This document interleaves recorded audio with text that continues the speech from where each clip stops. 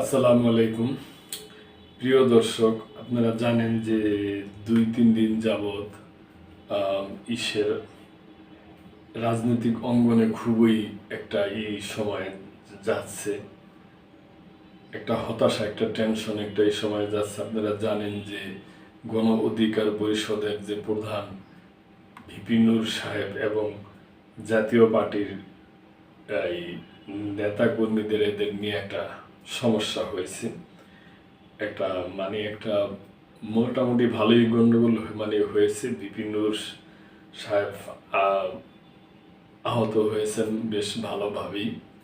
তো ওই সমস্ত ব্যাপার নিয়ে হাসনাত আবদুল্লাহ মন্তব্য করছেন আর কি।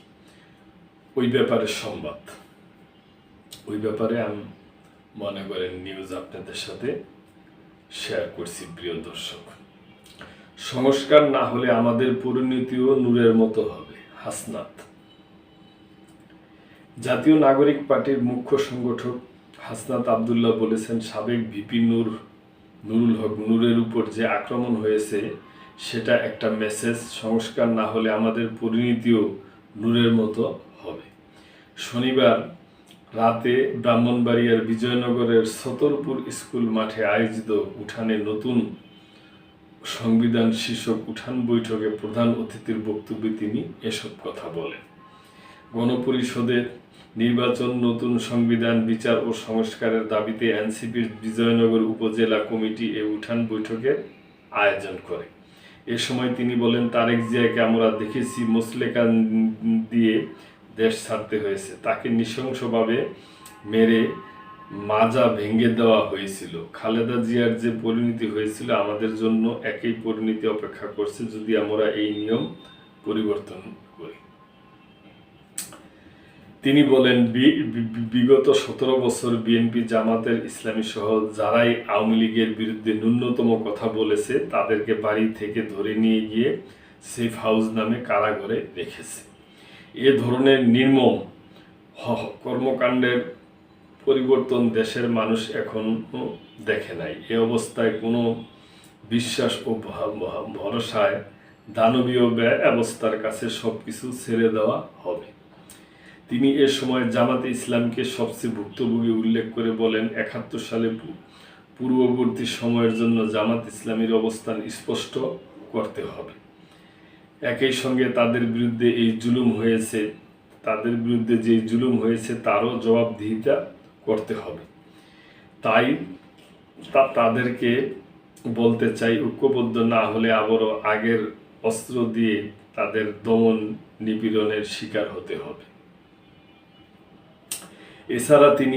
এছাড়া তিনি এনসিপি যেন সাংগঠনিকভাবে শক্তিশালী হয়ে সরকার গঠন করতে পারে সেজন্য সবার কাছে দোয়া চান। বৈঠকে আরও বক্তব্য রাখেন এনসিপির যুগ্ম সদস্য সচিব এস.এম. সাইফ মোস্তাফিজ ও ডাক্তার মাহমুদা মিতা, যুগ্ম মুখ্য সংগঠক মোহাম্মদ আতাউল্লাহ এবং বিজয়নগর উপজেলা কমিটির প্রধান সমন্বয়কারী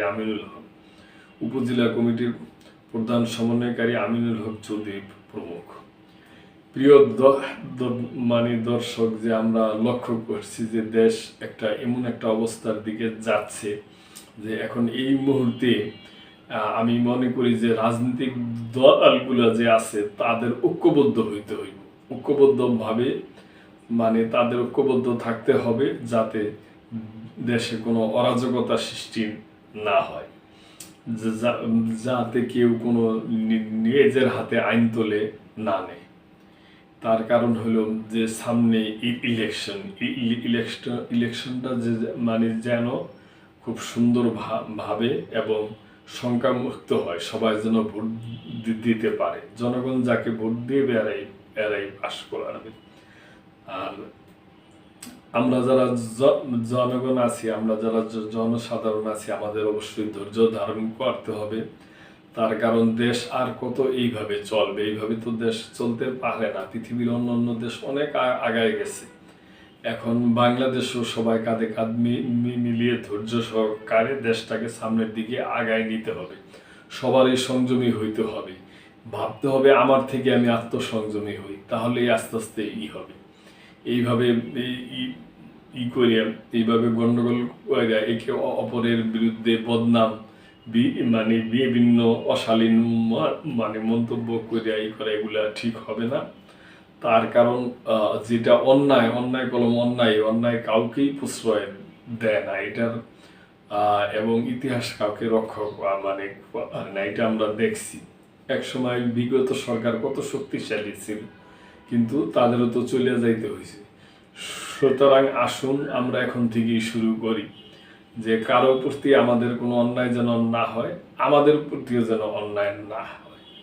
দেশটাকে সামনের দিকে এগিয়ে নিতে হবে। দেশ শুধু একা কারণ না, আমাদের সবার, সকলেরই। তো প্রিয় দর্শক, আপনাদের যদি এই ব্যাপারে কোনো মন্তব্য থাকে তাহলে অবশ্যই করবেন এবং সাবস্ক্রাইব করে আমাদের পাশেই থাকবেন।